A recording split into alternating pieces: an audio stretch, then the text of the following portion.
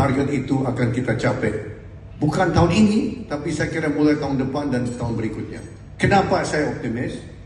Karena program-program yang tadi saya sebut, makanan bergizi gratis, perumahan, harga gabah, dan saya belum sebut hilirisasi dan lain-lain, itu adalah sangat-sangat akan berdampak positif. Dan saya sudah bisa lihat, saya juga di Kadin, dengan kawan-kawan di Kadin hari ini masih bisa hadir. Saya sudah lihat animo atau minat dari investor luar negeri begitu besar.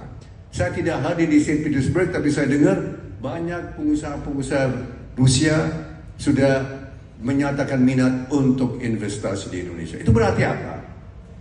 Itu berarti bahwa kebijakan kita tetap untuk menganut kebijakan free and bebas aktif politik luar negeri itu berhasil. Karena Indonesia adalah salah satu mungkin di antara beberapa negara di dunia yang betul-betul non-blok, betul-betul netral.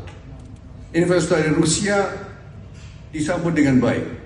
Investor dari Ukraina pasti akan disambut dengan baik.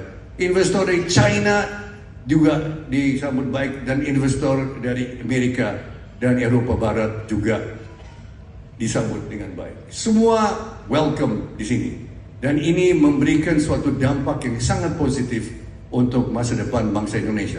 Saya yakin bahwa kita akan mencapai 8% dan akan melebihi 8%. Terakhir dari saya, pemerintah sebentar lagi akan melaksanakan program-program khusus untuk meningkatkan penerimaan negara. Salah satu titik lemah ekonomi kita ada rendahnya tingkat penerimaan negara. Saya sendiri dengan Pak Burhan sudah ketemu ya, Pak Burhan ketemu dengan Bank Dunia.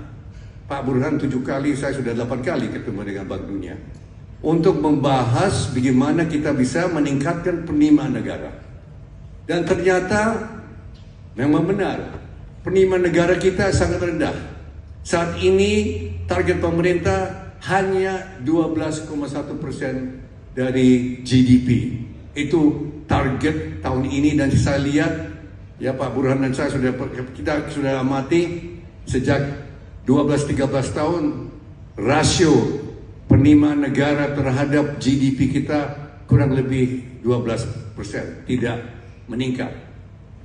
Nah, dengan langkah-langkah yang akan diambil pemerintah akan naikin, dan target pemerintah nanti GDP ratio kita akan mencapai 18%. Kenapa 18%? Karena Kamboja, tetangga kita, juga sudah mencapai 18%. 10 tahun lalu Kamboja 9%, Indonesia 12%. Sekarang Kamboja 18%, Indonesia tetap 12%.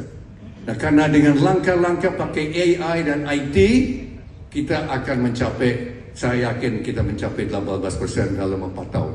Target kita meningkatkan 1,5%. Nah, saya berharap Ibu Nila dan kawan-kawan dari Prasasti untuk mengkaji, untuk memantau, dan untuk juga lihat ini yang titik lemah titik. Karena setiap program pasti ada weaknesses, di mana nanti kita sebagai Prasasti kita bisa berikan pandangan.